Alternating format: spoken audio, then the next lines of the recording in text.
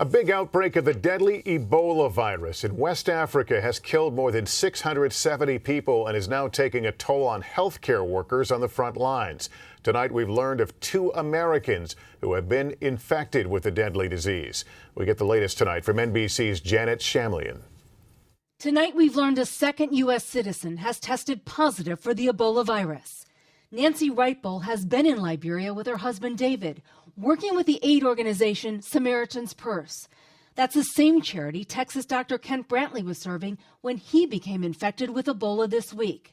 This is Dr. Brantley, a 33-year-old father of 2 in protective gear, treating an Ebola patient. Dr. Brantley's infection comes amid the worst outbreak in the history of the Ebola virus. The death toll is nearing 700.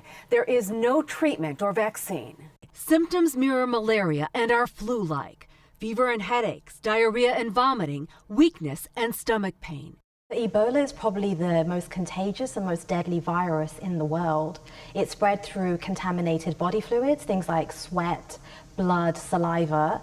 The virus is already in the West African countries of Guinea, Sierra Leone, and Liberia, where it claimed the life of one of the country's top Ebola doctors. Experts worry the virus could become widespread in highly populated Nigeria and Senegal.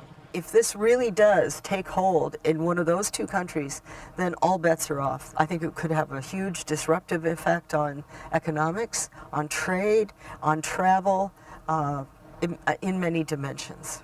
In Nigeria, international airports are screening arriving passengers for Ebola after an infected traveler from Liberia died. And now 2 Americans are being treated for the virus. Tonight, doctors say Brantley is in quarantine and stable, while Wrightbull, a mother of 2, is receiving treatment. 2 Americans working to save lives, now fighting for their own. Janet Shamlian, NBC News, London.